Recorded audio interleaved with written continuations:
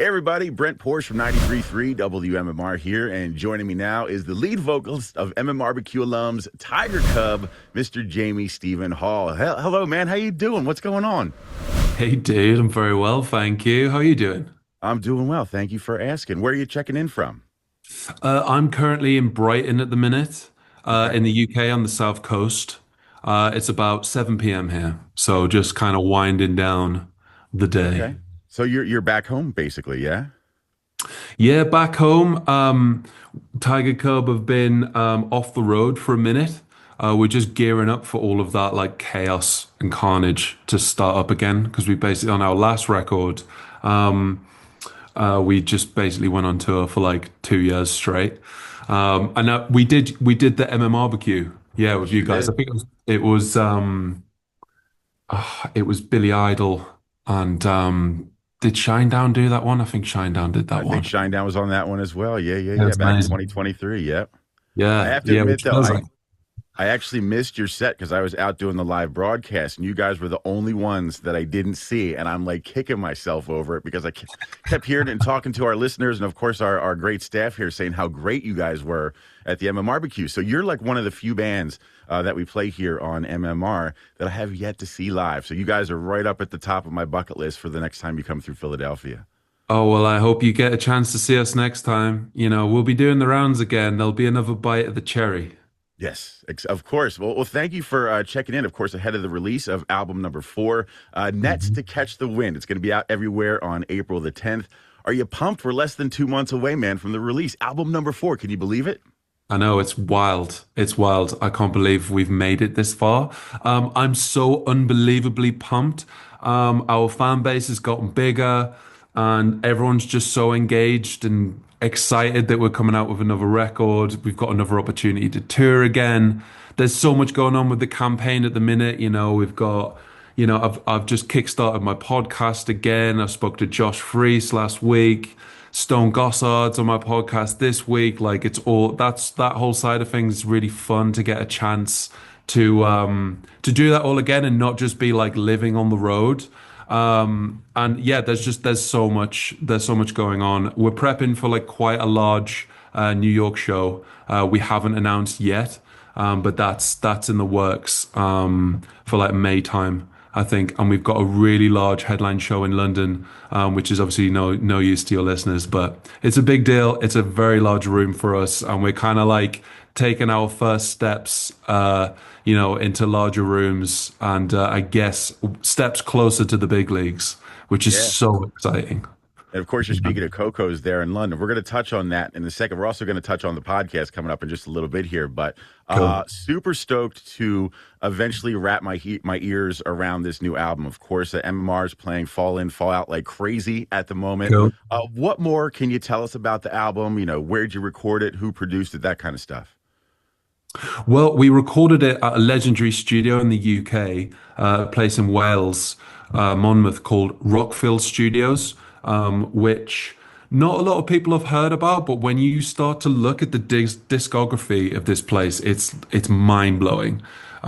You've got like Queen, made two records there. Sabbath used to rehearse there a lot. Motorhead have made records there. Just Echo and the Bunnymen.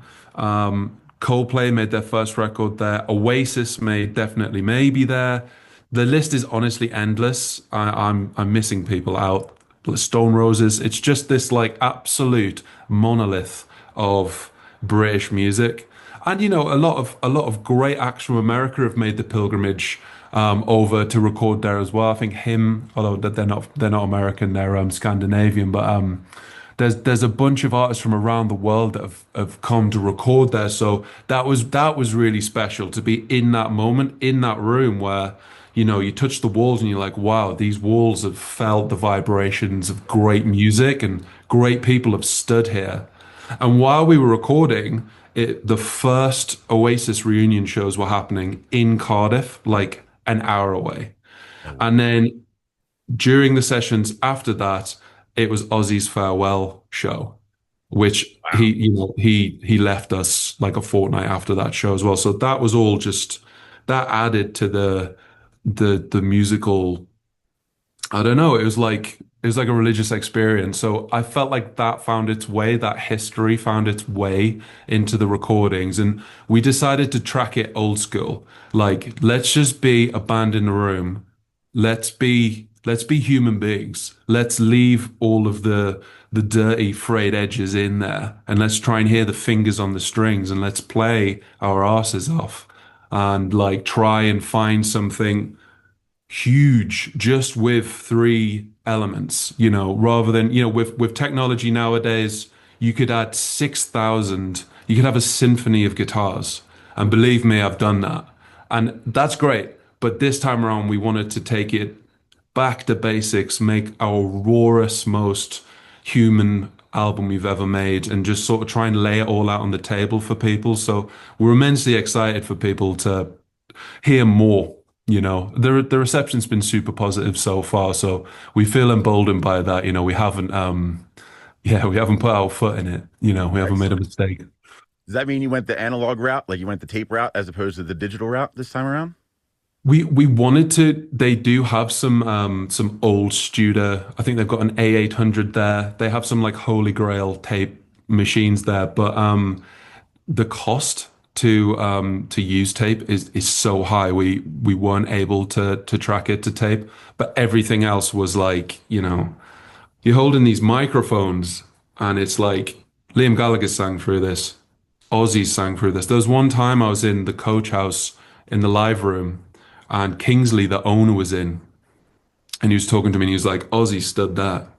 And he stayed in that chalet because it's the first residential studio in the world. It's the first time, for people that don't know, a residential studio is somewhere where bands go and you record on site, and then you have like a hotel essentially on site as well. So it's all self-contained. So it's almost like going on tour, but you're in the studio. So there's no distractions.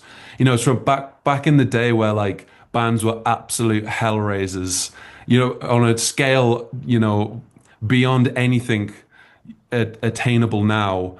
And their management would be like, we got to get them out of London. We got to get them out in the middle of nowhere, away from trouble, so they can just focus on making records. And Rockfield Studios was the first of its kind, which was an amazing thing. And it just means like the owners, they're still there from back in the day. And they're just kicking around, just like happy to give you war stories, Yeah. which was amazing. Did you feel like auras in there? Did you feel like presences, or like because I think of Sound City Studios out in Van Nuys, California. Oh, Obviously yeah, that yeah, place is yeah. legendary. Of course, Dave Grohl did the mini series on it and Hmm. whatnot. And I Hmm. feel like you walk through certain rooms and you may feel a little Ozzy in there. You may feel some other presence, otherworldly presence in there. There were ghosts there, Yeah. absolutely. And just the general sound of the room, I think Sound City has a similar thing where it just so happens that the architecture, by fluke or by design. I think by fluke because Rockfield Studios it's abandoned, it's an old farm. It's a barnyard used to keep livestock. And I'm not sure what the history is behind Sound City, but I swear it was like a print factory or something like that before it was repurposed and repatriated and became a recording studio. So just by chance, the footprint of these rooms are just very musical. The way that they reflect sounds, it's musical, and it's also the sound of records that we all grew up listening to. So your ears are tuned to that snare ambience. You're like, this is ticking something. Something's happening here in my brain where I'm like, that sounds amazing. We don't have to even do anything with it. So yeah, there's absolutely ghosts. Apparently, Rockfield is haunted, and there have been sightings, and you do hear things Wow. on site, which is sick. I mean, Did you even happen to pick dude, like anything up on tape by chance? Did you hear anything like that? we I'm sorry, always or in the recording? like to keep things rolling. We always like to keep things rolling. I'd have to ask our producer Tom Dalgety, who like he's done records with Ghost, Rammstein, Raw Blood, loads of great Pixies, you name it. He's made loads of great records, and he produced this record with us. So he was in the trenches with us at Rockfield. So I'd need to ask him if he caught any ghostly murmurations on tape. I love it, man. I love it. So, 12 new songs in all. You normally, when you're writing for albums, you like to go for it, man. You have like 50 to 100 ideas, songs, stuff like that. Same thing this go round for album number four. Absolutely, absolutely. That's a part of my process. I tend to like just purge and just get everything out on the table, create this huge you know, thing that I have to chip away at and reorganize. It's almost like a stream of consciousness, and then I sort of put the pieces back together after the moment of I don't know what you'd call it. It's just sort of like I just get everything all out on the canvas first. And so it usually becomes like this sort of cleanup job of trying to like sort through these just reels and reels and reels of ideas and trying to make sense of them. And it's quite interesting because you learn quite a lot about yourself in the process. At the time of writing things, I have no idea really what they're about. It's very hard for me to explain why that, succession of words went together in that way, or why this huge dynamic idea happens at this moment. But then you look back on things after a few years have passed and look at it in the whole context of your history of what you knew came before and what happened shortly after and what headspace, what sort of person I was in that moment. And it all completely clicks. So it's almost like this photograph, of like a time in my life that I was living and just trying like we all do, just try and figure out a way forward with things that have happened to you in the past, relationships you had with people, how you see the world moving forward. Everything that's happening in the world, as chaotic as it is, that all pours into it. And then the process after that is like it's recovering the gems from that and organizing them in a way that feels like accessible and succinct for people to hopefully enjoy, Yeah, I do because overthink those things. you like to say that you want it to be one big track as opposed to like say 12 individual tracks on the album. It's kind of everything kind of coincides or has one kind of vibe that's intertwined through all of the tracks on the album. Yeah, totally do. I don't know about you, but like I prefer albums that are like that, like Pink Floyd and Dark Side of the Moon. Radiohead albums are quite good like that, where it's almost like a location is a place that you visit for 40 minutes, 50 minutes, a period of time, or like Bitches Brew or something like that. Um, I just I love the album format when it's used in that way. And the tracks are almost like these modular pieces within a larger idea. That's what I love the most about the album format. So I try and, I approach it that way and take it seriously in that way, because Yeah, it is an amazing format, for me too. expression. When I listen to albums, Yeah. cover to cover kind of thing, it's like you're listening to the Mhm. first couple tracks and then you hear like song eight or whatever it is. And it's like, wait a minute, I feel the tie-in to the beginning of the album and I'm picking up on the story and everything like that, which I think is super cool. Cool to So good. see Neil Fallon from Clutch making an appearance on this album. I'm a big fan of his. Did you Yeah. ever hear his band, The Company Band? The company band, was that like a super group you made with Yeah, with Jess Margera Jesse? from CKY and a couple other guys. They did like a real brief run. They did a Yeah. couple shows here in the Philadelphia area. I got to see them live. But not only am I a Did fan you? of Clutch, but I saw the company band as well. They were awesome. Oh, I'm so jealous. Yeah. I've never seen, no, I never caught them, but I was aware of it. We're huge fans of Clutch, and we were lucky. We made the connection because they took us out on tour of America. It was actually our first American tour in 2022, and it was us, a group from New Orleans called I Hate God. I don't know if you've come across those Yep. guys, like Yeah. sludge metal EYE, Hey God. legends. Yep. Yep. Yep. Yeah, yeah, yeah. Jimmy Bauer. Um, them and Clutch on the bill, and then they took us out again in the UK and Europe later on that year. So a connection was forged there, and yeah, Neil agreed Did you to kind of plant that seed then? Like, I mean, we need to get together, maybe on the next album or in the not too distant future. yeah, like always be closing. Nothing, nothing explicit. I just had this section of the song which I thought a spoken word part would work really great. Like I'd originally imagined it almost like a Shangri-La's style spoken word, like kind of faux melodramatic, and that quite an intense moment, and wrote this little poem that I thought would like tie in a lot of the ideas and themes of the record because this particular track happens later on in the track listing.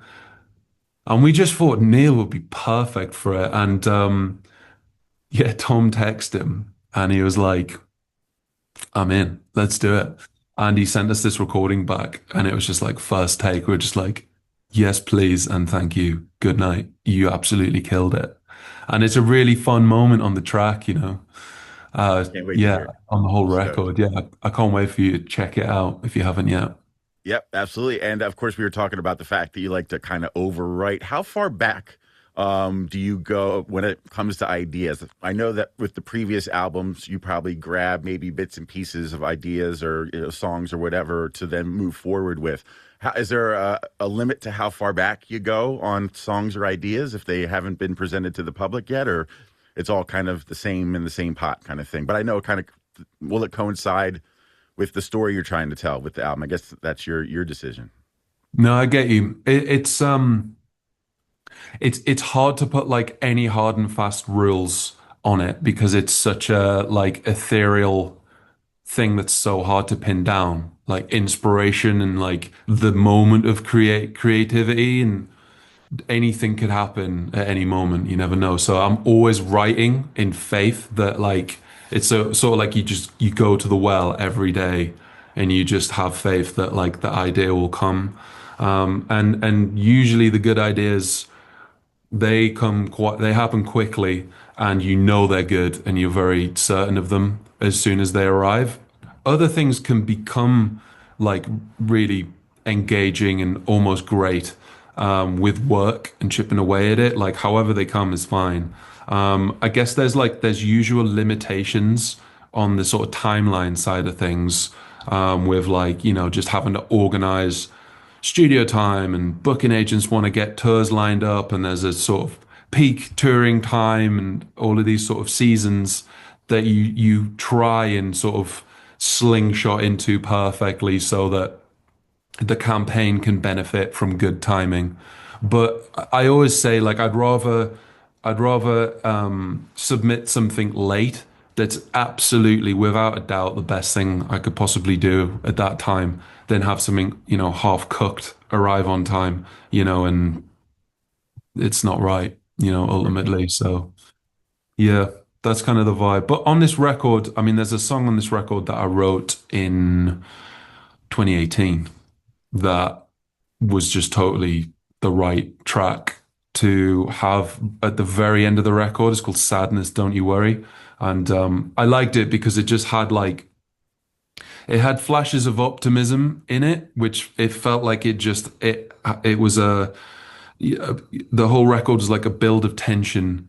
And this song at the end felt like an appropriate kind of release or moment of resolve of that tension. Do you know what I mean? So that was plucked from years and years and years ago, but it was the right tune, you know. Cool. Well, I touch a little bit on the album's title, "Nets to Catch the Wind." How'd you get that title? Tell me more about it. Well, it's actually it's the title of an early 20th century poetry collection by an American poet called Eleanor Wiley. Okay. Um, and I found that collection and like was really really inspired by it, and like I just really connected with the sense of futility that title has, you know, in a sort of, if you imagine it literally, and that felt like absolutely what I was trying to express on this record, and the things that I was trying to process. You know, it's ultimately about you accepting the futility of a relationship that's broken down and giving yourself permission to move on, you know, but it's going through those motions, and the resolve at the end is giving yourself permission. But like the journey through is it's under the realization that this is futile, you know. And I thought that was a huge thing to try and make some songs about and try and express. It's hard to talk about, which is always something that I like landing on when it's kind of inexpressible or hard to articulate. It's like, well, there should be art in inverted commas made about this to try and express it further beyond words, you know. So it really felt right, and I just couldn't shake that title. We were kind of like going back and forth. We were like, can we do this? I know like U2 have a record that's like named after, I think, like a Ernest Hemingway collection. It's like Songs of Innocence. And like it's been done before, Patti Smith, and like there's a lot of like Sylvia Plath references. Like it's okay, it's acceptable. We would prefer to have something that's uniquely ours. But in the end, I just thought this is just this title's chosen this album. It's too perfect. And if it points people towards that collection and serves as a breadcrumb trail, that's totally fine, you know. So yeah, that was kind of like the rough ballpark like story behind the title, which I think is cool. Yeah, very cool. I always like, when once the listener gets the album and listens to it, then they interpret it their own way. But I always love to hear coming from the band, the interpretations of the songs or the song title or whatever it is. I love the vinyl variant choices that you guys have. This is one of them. Oh, yeah. I don't know if you can see it through there, but it's the dianthus, which is like kind of almost like a clear, kind of milky platter, but with some pink squiggles in there and green and whatnot. There's a red one. There's a black one with like orange splatter on stuff. Is this you? Like, do you have this the final say on the artistic direction when it comes to like the vinyl variants and all that kind of stuff too? Yeah, yeah. Like yeah, the label sort of they connect me with like a company that prints vinyl. That fortunately they like to go to like these great specialist places, and then you kind of just get like a menu essentially. So you can sort of pick and choose. And this particular pressing plant, I wish I had my phone to hand so I could look up the plant and name check them. But they just have this great method where you can kind of, if you do choose like a sort of splatter or some kind of like crazy variant, they can just sort of mix colors however you want them to. And you can kind of create something unique, which is something we always want to offer our like, I guess you could, our super fans or just fans that follow us and they're completists. They want to they want to own every copy of everything we've ever made. So we like to make things that are like rare so that they can be, in a way rewarded if they're into that, by having like really rare special variants, which are like, they're printed at a high cost and like it's not like for like crazy profit or anything like that. It's like more for the making something special. So yeah, I like to bear that in mind and make sure it's related to the album artwork and there's a couple of rules with like color charts and things like that. You try and follow to the best of your ability and keep everything self-contained. It's always nice to have like a campaign that's like there's a few colors that are associated with it, like three maximum. I mean, the White Stripes are like Jack White is a complete master of that. Yeah. He's perfected the art form of marketing your band and like just completely building out the concepts in so they follow into the marketing and that whole thing. So I look at what he does and I just think, wow, you can do this. It's It's incredible. I mean, it almost looks like you stick a donut on like a press and you just kind of press it out as it kind of spins around and everything just kind of goes. The black and orange splatter variant is sold out, by the way, up on the website. So that's cool. Again, the album comes out on April 10th. You can pre-order it now. I think there's a red one up there as well, which is super cool. The first single from the album, Fall In, Fall Out, in the music video, there's a Beetlejuice type character that pops up right at the beginning. Any significance behind that? Is that one of your friends, or what's the story behind that? Yeah, well, so for that music video, we decided that we wanted to throw like a private party, like a gig, and like have a gig be filmed. But we had this dilemma where we're like, well, we can't, come out of the woodwork yet because we're still in hibernation, and that sort of element of surprise is really special So we don't want to be like, hey, everyone, we're going to do a gig. Um, so we thought, well, let's do a mailing list only invite um, for a small, a small room in Brighton. Get everyone down. It happened on Halloween as well. Get everyone down for like a big Halloween party. We had like Tiger Cup themed cocktails. We had like a best costume competition. People would scan, take a picture of a QR code and upload a selfie um, to like our sort of email server that we have, and we were like all backstage before looking at these great costumes that people made. And picked the winner. We had an Elvis impersonator open up the show who like I he completely blew us off stage. We live streamed the show as well for our American family, so that those guys wouldn't miss out as well, obviously, because it would be an insane thing to get a flight out to Brighton in the UK on Halloween for an hour long show, whatever it is. So we live streamed it as well. And I watched it back, and Elvis killed it. I mean, obviously he's got a back catalogue to rely on, very strong back catalogue. So of course, we're on the back foot there immediately, but it was amazing. So anyway, threw a big party, and then we thought, well, let's rig the room with cameras and like make something special happen in a room, and then all we need to do is point cameras at it, and hey, presto, we've got a music video. And in the world now that we live in of content, it's sort of any excuse to get as much content as you possibly can to last you however long it is until you need to make more. So it's sort of all the ducks aligned and everything came off. And I think we ended up with a pretty cool video. I mean, the mosh pits for that gig all the way through were just horrendous. It was Yeah. it was absolute carnage in that little room, you know. And that was But done it was a good at time. Brighton Electric. Was that where the It, video was shot?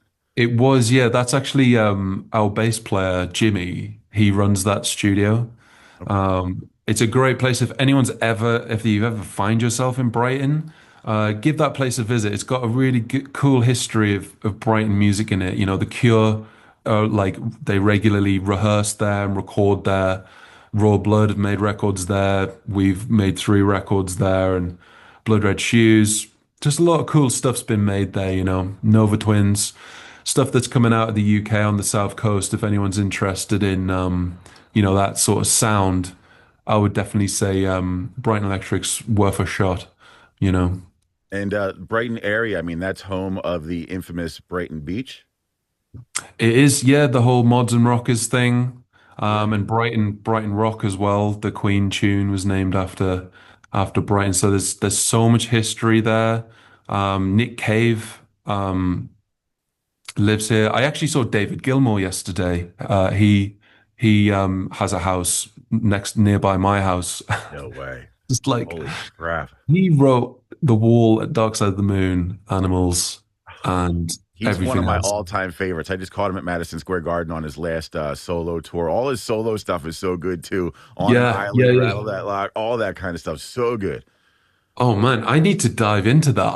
I haven't like gone into his like solo stuff that deeply. The 2006 On an Island, that is like one of my island albums that I'm bringing with me, man. It is one Really? of the all-time just best pieces of art that has ever been, man. It's so No good. way. Go listen to On an Island, some good stuff. All But right, I need to listen to that. one of my favorite videos, believe it or not, from Brighton Beach was Fatboy Slim from I think like late 90s, maybe early 2000s when they had that like super mega beach party. I don't know if that was hundreds of thousands of people or whatever it I was. think it was I quite wild. watched Yeah. Oh my God, I've watched that thing so many times. It is so cool and it just Yeah. looks like a party and everybody's having fun and it's nuts to butts as far as the eye can see down Brighton Beach. And it's Yeah. just one of the coolest live videos I've ever seen. Oh, it's great. I mean, Norman actually lives at the bottom of my street. I'm name dropping so much at the I minute, know, but I right? happen to live in this. But he's got a cafe called the Big Beach Cafe that's at the bottom of my street. There's like a lagoon, and every now and again he'll just DJ there, and it's mainly for like kids and stuff. It's like quite there's a lot of schools around here, a lot of kids. It's good place for kids to grow up in this particular spot where I live.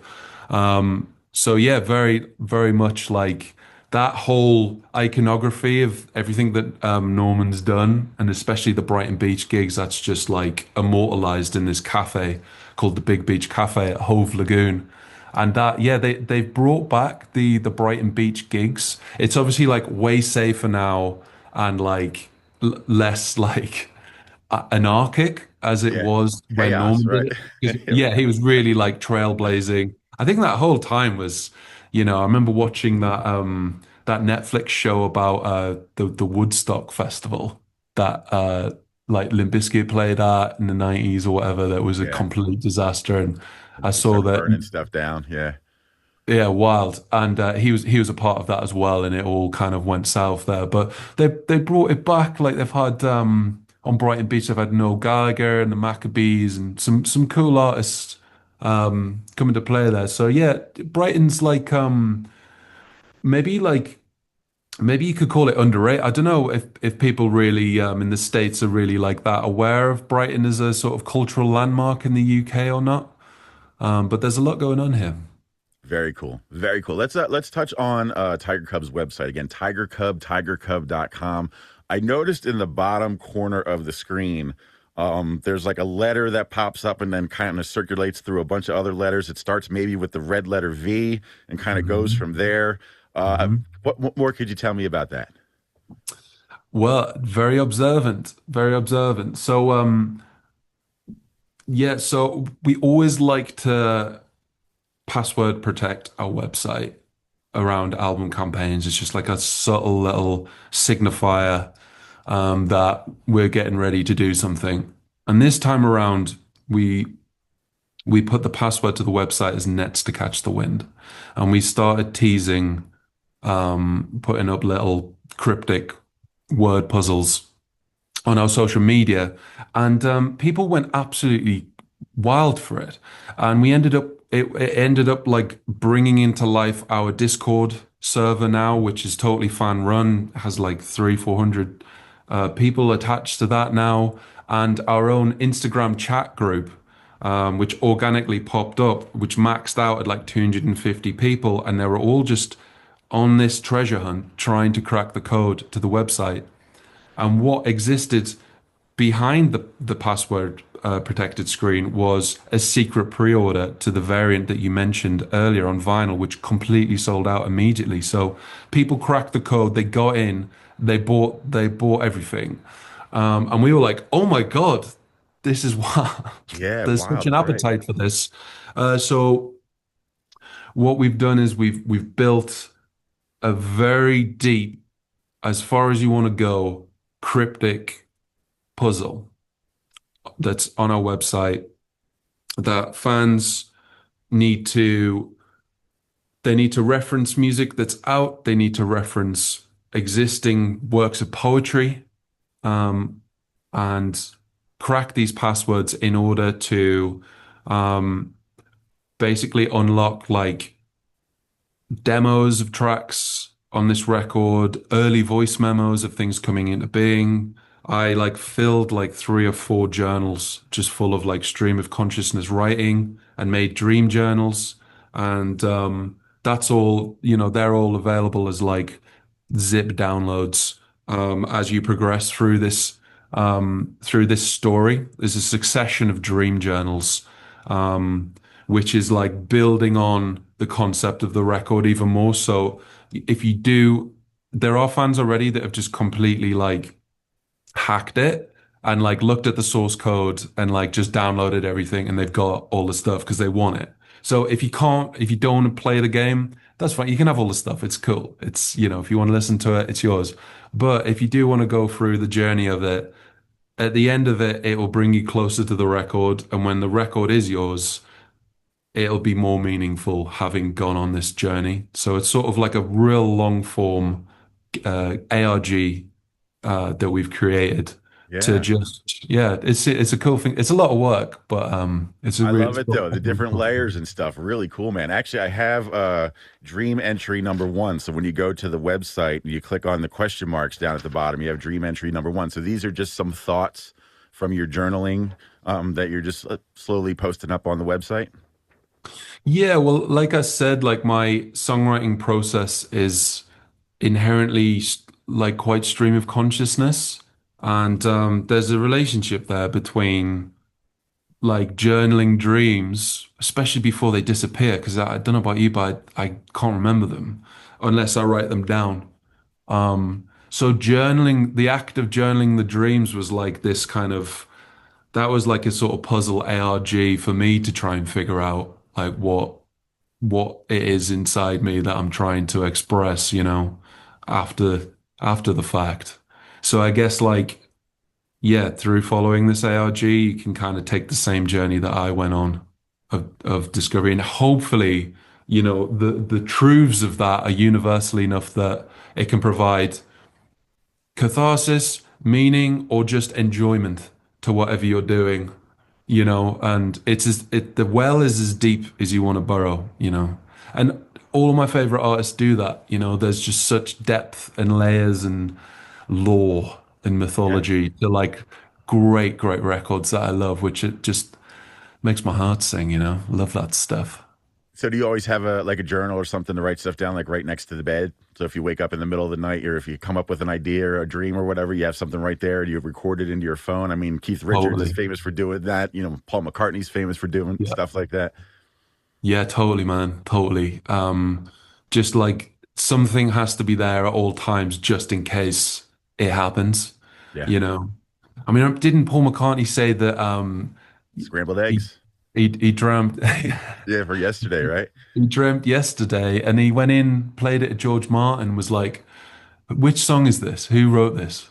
And George was like, I think it's your song, which is wild for that to fall out of the sky. What a Right. thing. It's Right. Oh wild, man, man. I love stuff like that. Of course, the latest single from Tiger Cub, "I'm Breaking Out." Where was that music video shot? You were kind of in like an abandoned building or something of the sort. Yeah, so that was shot in Hackney Wick on Fish Island. It's a really cool part of London. A lot of like yeah, like warehouse parties and raves and stuff. It's very like, almost embarrassingly cool there. Um, it's a cool spot. That was just an old derelict building that had been repurposed and repatriated for like raves and stuff. When we got there, there was just loads of like PA systems and a makeshift bar made out of like scrap metal and stuff. And it was just a very like you could imagine being there with like dubstep or something playing at Yeah. 3 a.m. and being off your head. Very So yeah, we shot it there. I thought that room looked great. yeah. It came out really nice. So the sort of greeny blue, sort of aqua like hue that we got from it in the grade All the was windows and stuff in the background. That was cool. yeah, it's nice. I'm glad you enjoyed it. I mean, it was just a basic like performance video, The world we thought what the world needs now is three dudes in a rock band just rocking out. Yeah. Of course, you also did a really cool acoustic version of "I'm Breaking Out." I would assume all of your songs start acoustic before eventually making its way to plugged in. I try to. There's been there's been songs that have come out of like, being in Logic Pro on the computer or Ableton or whatever DAW it is. And that's more built out of the feedback that you get from plugins and, you know, sort of drum software and stuff like that.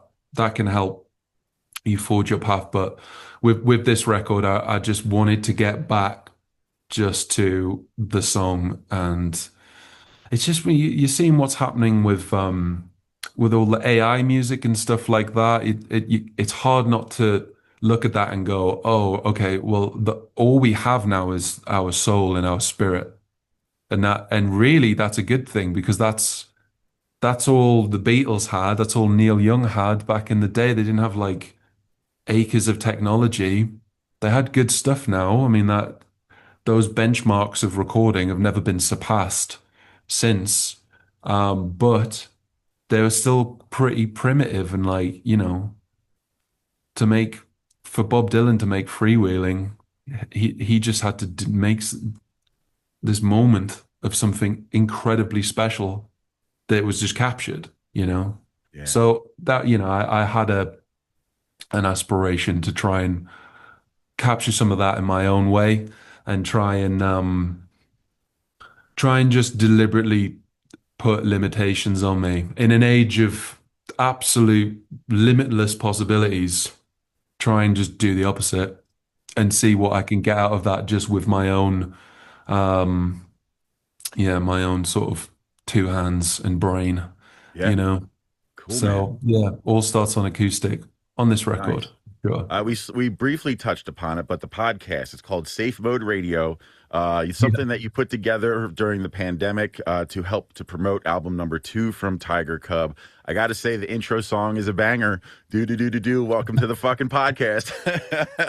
And I know that's you, and I know there's different like bits and pieces throughout the podcast, and there's different like musical elements and stuff setting up the different elements going into your again your interview that you did with Josh Freese, which was excellent as well. I just Oh, wanted to great. touch on the I just wanted to touch on the intro because I mean, very basic, but just awesome, man. Nice work. Oh, thank you. I appreciate that. Yeah, that was funny. It's just something lo-fi and like a little bit self-deprecating because it did feel it's quite a lot of work, as I'm sure you know, to this interview's amazing. It's so enjoyable to speak to you and answer your questions because they're quite detailed and you clearly looked into things and stuff. And, that's quite a lot of work, which I realized. And also the production of things. So it's a lot of work to do on my own. So that song was kind of like my, yeah, here we go again. Well, Serenade. my Like, pleasure. I really enjoyed kind of finding out more about you guys. And just going back to Josh Freese for a second, talk about Mhm. stories for days with that guy. I mean, when you were doing the intro to him and talking about all the bands, Nine Inch Nails, Perfect Circle, Devo, da da da da. And I mean, I'm sure he's got boatloads of stories for Oh all of yeah. those different bands. So keep it coming. I really enjoyed what you did there with the interview process. I know you mentioned Stone Gossard from Pearl Jam. I know you recorded one of your albums at Stone Gossard's studio, right? No, we didn't actually. No, we've never made a record at Studio Litho. I Or would was that love it to was on do his that. record label? That's it, yeah. Loose Groove Records. Yes. Yeah, that's Stone's record label. Um, Nets to Catch the Wind is coming out on that record label, and our previous record, The Perfume of Decay, came out on there. But yeah, that Josh Freese interview is well worth a go. I don't know if you've interviewed him before, but he's just a Rolls Royce. You don't even have to ask him any questions. Yeah, I was quite starstruck when I got on the phone with him. I was a bit out of practice, and he was amazing. He just sort of took the wheel, and he was like, "Don't worry, I've got stories for days." And it was great. It really bailed me out because I was like, You and as did well, such a great job, and I saw at one point when I saw you kind of lean back, you could tell that you were coming to be comfortable with the chat and how it was going and everything like that. You kind of felt your groove going from there.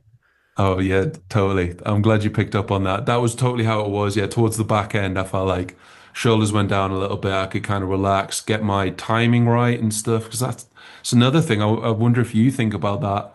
I bet you do. Just when to interject, when to move things along. It's a whole art form in itself. I've got a real appreciation for it. You know, I interviewed Dave Mustaine 2 weeks ago. Of course, no he had a way. handler, and I was like, "Yeah, 8 minutes, tight 8 minutes, talk about the album, that kind of thing." I just interviewed Slash less than a week ago. Same Oh, sort no of way. deal. Like, you got eight Yeah. minutes, just talk about Guns N' Roses. You can't talk about anything else. So when I Right. found that I was going to be talking to you and having a little bit more long form interview, it made me feel a little more comfortable because it's like we could kind of Mhm. open it up a little bit. We could kind of get to know each other a little bit better. Mhm. And I mean, I know a whole bunch about Megadeth. I know a whole bunch about Guns N' Roses and Velvet Revolver and all that kind of stuff, but I don't really know Mhm. all that much about Tiger Cub. And I'm loving hearing the stories and finding out more about you guys. Oh, that's so awesome. I love the sound of my own voice. So yeah. You do have a beautiful Anytime. voice, man. And one of the questions I wanted to ask you, and I noticed this from some of the pictures that I saw at the Barbecue from a few years ago. You're a tall dude. How tall are you? Yeah, I am very tall. I'm 7 foot tall. Seven. I Um, was gonna say like 6'7", somewhere around there, but you're 7 feet tall. no, full. Yeah, I made Wow, it. Yeah, I'm in the club. It's that's wild. crazy. Yeah, I'm a little bit Norwegian, a little bit Dutch. So I've got the sort of tall genetics. Any kind of Um, athletic background? I mean, obviously basketball comes to mind, but basketball isn't necessarily as I popular in the UK as wished. it is here in the States. Like Yeah, volleyball, I don't know what. I know. That's the thing. I sort of have like I had a flirtation with basketball, but football, soccer really is the sport in England. And where I grew up in England in the north, it's everything. You know, people they live, breathe, and eat football. So you know, being tall has its advantages in that sport. You know, I tend to either be like centre back or centre forward. I'll oscillate between defence or attack. I'm never really a midfielder because I don't have I have a high centre of gravity, so that doesn't make me very explosive. I'm more just like lump it forward at the big guy, you know. Yeah. I played But soccer too all the way through college and whatnot. And I oh, pictured you sweet. as maybe a goalie. You know what I mean? You could cover a lot Oh of yeah, the goal space, you know what I mean? With the long yeah, arms, the yeah. legs and space. Yeah. I I think I should have done that. I should have gone into it. The youth is wasted on the young. If I'd have Right. only known now what I known You're just a then what I rock know star now. now. You know, you had to, balance it out a little bit. Tiger Cub has their biggest headlining gig. We were touching upon it a little bit coming to Coco's in London. What can you tell me about the show? Uh, yes, it's by far, you know, the biggest room Tiger Cub's ever done as a headlining act. It's a moment for us. It's like we're crossing a threshold into something much bigger, and we're trying to send a statement out to the world that, you know, we're ready. We're a big band in waiting, and it's our time now to step up. And like, there's no better place to do it than like the absolute, you know, it doesn't really get that much more prestigious than Coco. Obviously, as you get higher up in the ranks, you got the Royal Albert Hall and stuff like that. But as far as like, you know, places the Stones have played there, like there's been some legendary gigs happened on those boards, you know. So we feel really, really grateful that, you know, we get the opportunity to put on our own show there. Because it's quite an exclusive place. And yeah, we're going to blow it out. It's going to be yeah, it's nearly sold out. People are traveling from all over the world to be there. It's the place to be. You know, we're going to have a fan meetup before the show at a pub around the corner. Um, Pull some pints behind the bar, hang out with everyone, and then we'll have the after party at this spot. I think it's going to be the Buck's Head in Camden, but that's not confirmed yet. So it's just going to be like a big rock day out, basically. And the plan is to do a similar thing at the Gramercy Theatre in Manhattan, and then start there, and then you know build that out. But the plan is, you know, we just thought again, like in a world of abundance, let's be scarce with things, and let's do something once that's really special to loads of people, you know, and just try and bring the community all together, you know. Any chance you might stream Um, that Coco show? there's talk of it. Yeah, we've been talking to Veeps about it. Um, I think that would be quite a nice thing. Yeah. Cool. And I know you touched upon the New York show, Gramercy Theater. Hopefully, we'll get you back through Philadelphia as well at some point, maybe on this particular album cycle. Has it gotten any easier for you guys to tour the States? I know that you guys have dealt with some issues. It's a massive expense for you guys. I know you've touched on the visa issues and, of course, getting your Mhm. equipment there and making sure it's not showing up in a different country when you're out in Los Angeles or wherever it is. So I have that question for you, and to follow it up, is your favorite American fast food still Waffle House? You watch the podcast. Yes. Yeah, yeah. So yeah, like I'm sure American bands, it's probably the same. Just trying to cross the Atlantic is just quite an expensive, logistically intense thing to do. Um, yeah, I guess like fortunately because you know, people like you guys playing our music on your station, that helps, that really moves the dial and that really reaches people. And fortunately, you know, people hear it and they like it enough to buy tickets to our shows. So it all works out, and it's getting easier and easier and easier financially to make things happen in America. at the start, it was just a wing and a prayer. It was just pure gambling. It was just like, let's put it all on red and we need to make this happen. Ride or die. And it's becoming less die and more ride as we go Nice. on. Um, and yeah,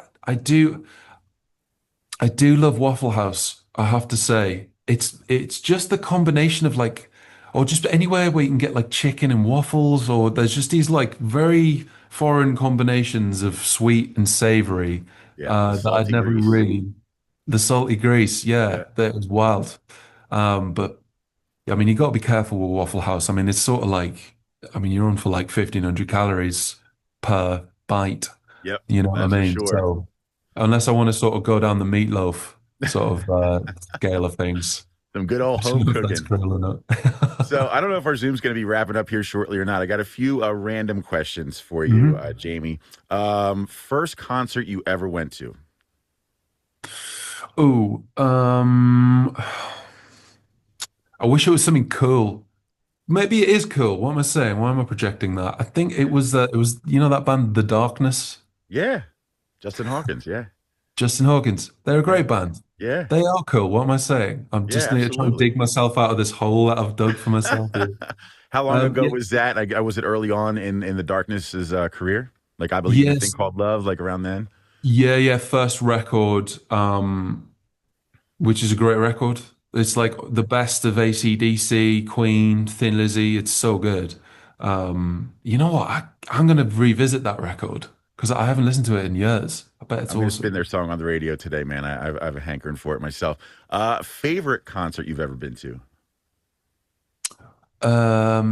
Favorite concert I've ever been to? Oh no, I'm getting that's vexing me. There's been so many. What blew my mind? There's a group from Ireland uh, who were at the time called Girl Band, Okay. and they're now called Gilla Band. And they're very much like the starting point for that whole, like Fontaine's DC, that whole story. Like, I think if you were to trace the sort of musical influences back, I think girl band slash Gilla band would be at the very start of that. And I was working at a bar in Brighton called the Green Door Store, which is a great, it's almost like CBGB's style punk rock venue in Brighton. And it was awesome because bands would pass through. I remember seeing like skaters and stuff and like cool, great American givers, great American groups and Canadian groups that would come, they'd be passing through the UK on tour and stuff. And I'd just pop off the bar and just go and stand in and watch them. Anyway, I saw Gilla Band and it's just industrial noise, but it's tangible and I would say that kind of changed my life watching them. I'd never heard anything like that. Just pure untethered expression and Awesome. in I'm the gonna have most to check them aggressive out. thing. I dig that. Yeah, Yeah, right on. give them a Uh, go. Favorite artist or artists growing up? Thin Lizzy growing up, Zeppelin, um at various different stages. Yeah, yeah, like first love is definitely like Jimi Hendrix, Led Zeppelin, like Peter Green, Fleetwood Mac, Beatles, um, Dr. Feelgood, like some pub rock stuff I was into, like Stiff Records. And then yeah, like kind of and then got into punk, all sorts really. But I would say, yeah, first love. I remember here getting the Beatles one album, which was like a singles thing on CD, Yep. and being like intimidated at a young age just by the fact that like every song was great. Every song was like I'd heard it before, and almost thinking they were like, I don't know, like there was sort of like a sense of like religion or spirituality to it, just like how great it was. Yeah. I would just have this like sensation of being struck by that when I was like 8 or 9 or something. Love it, man. Good stuff. Most influential to you. I mean, does that fall into the same category as your favorite artist growing up? Who was most influential into getting you to where you are today? Artist was Yeah. Um,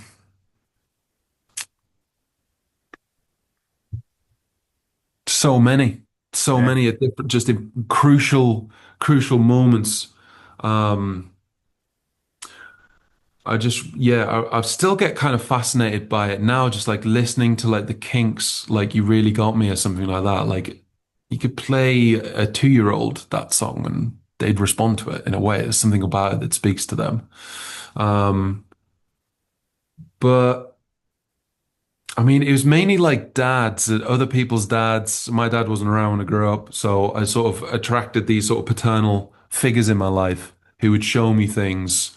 Um, So yeah, like stuff that's like related to that, really, like AC/DC, like OG dad rock, because dad rock now is like Blink-182 and stuff like I from know, the right? noughties, which is terrifying. But If you're the an old AC/DC school dad rock. fan, you got to listen to Airborne. Are you familiar with those guys? Oh yeah, those guys are great. They're Yeah, yeah, yeah. amazing. And I mean, it's almost Yeah. like AC/DC, but like 20 years younger or whatever, man. They still put out fire with their albums, man. A bucket list performer for you to see that you maybe have not seen live yet that you would love to. A bucket list performer that I still living. Sure. You know what? I've never seen The Cure live. I think that would be quite fantastic. I was never really like familiar enough with their back catalogue, and I'd heard that their live shows were really sprawling, and like 3 hours long, like earlier on when I was younger, and that kind of put me off. But then when I started listening to like, yeah, Disintegration, Head in the Door, and like just getting more to grips with how like euphoric and like just deep their discography is. I think that would be a really amazing thing to watch with that kind of context because that's everything. Like I remember seeing bands like real holy grail bands and just like I saw Interpol play on the Turn on the Bright Lights tour Nice. and like it was almost as if I didn't see it though because I didn't know any of their songs so I couldn't devour it in the same way that I would now after living with the record. I don't know if you find that at all, you know. I caught the Cure on their last US tour that they did a couple years ago, and be prepared for a lot of screaming women Oh, and just oh, really? screaming in general and just singing along to every single song. I mean, I had pretty decent seats, but I was hearing more of the people around me than I was hearing of Robert and everybody kind of up on stage. It was still a great show. I Yeah. can't wait for them to come back through Philly if they eventually do. Another question for you: bucket list performance for Tiger Cub. Where would you like to say? Royal Albert Hall maybe would be a biggie for you. Yeah, we've always had Red Rocks. Oh Um, yeah, Red Rocks is a yeah, killer. yeah, that's been a spot for us. Or it's places like Madison Square Garden. It would be great to just sort of tread those boards. Um, yeah, Brixton Academy for some reason. There's always just been somewhere that we've had earmarked. Yeah, Royal Albert Hall. Um, Anywhere with just a deep musical history. I tell you what, we played. Have you ever been to Kane's Ballroom in Oklahoma? No, That's a cool spot. Pictures of yeah. like Hank Marvin up on the wall, and like they preserved the part of the door that like Sid Vicious punched Oh no way. when the That's Pistols great. did a gig there. I think they did Yeah. like 3 or 4 tragic gigs in the States before they split up or whatever. Um, Well, having been to Madison Square Garden a bunch myself, I've been to Red Rocks a couple times as well. Yo, those are definitely top of the list when it comes to the bucket list for not only fans to go see bands, but of course bands as well. They're pretty legendary venues. And what about in Philly? I have like quite a sort of limited knowledge of like I can only really think of the Milk Boy in Philly. That's the only venue I know. So we What's have the Metropolitan Opera House, which has been around for over 100 years. oh That's a cool wow. spot. We have the Tower Theater, that's sort of kind of not open at the moment for one reason or another. There's a TLA on South Street that's been a Theater of Living Arts, which is on South Street. That's about 1,000 cap. Mhm. We had a place called the Electric Factory that's now called Franklin Music Hall. But like the bigger arenas, Xfinity Mobile Arena, that's where like our sports teams play, but that's where like Yeah. the big tours come through. And Yeah. we had the Spectrum for a while. That was a legendary venue, but crumbling from the inside pretty much since they built the place. There Right. are a lot of cool venues in and around Philadelphia that you guys would be perfect for. That's for sure. Mm. So we'll That's definitely keep that in awesome. mind when we'll talk in the future. And when we get you through Philadelphia, we'll find you a cool venue to play at. Cool. Cool. That'd be great. Awesome, man. Well, Jamie, it's been great catching up with you and talking to you this afternoon, man. Of course, you Yeah, have a dude. hell of a year ahead of you with the album. Of course, Nets to Catch the Wind, which comes out on April 10th. Everywhere, pre-order that bad boy now. And best of luck through the rest of the year and the future and this album cycle and everything. And again, please come see us here in Philadelphia. The door is always open for you, my friend. Dude, thank you. So great to talk to you. I loved You as it. well. My Yeah, pleasure. My yeah. pleasure. Hopefully hang out in person next time. Absolutely. And if you want to send me an invite to the Gramercy Theater show, I'll make it up to New York for it. I'll come see you guys. Okay, consider it done. Right on, man. Again, Jamie Stephen Hall from Tiger Cub. Thank you so much, man. I hope you have a good rest of your day. Cheers, dude. You too. All Thank you right. so much.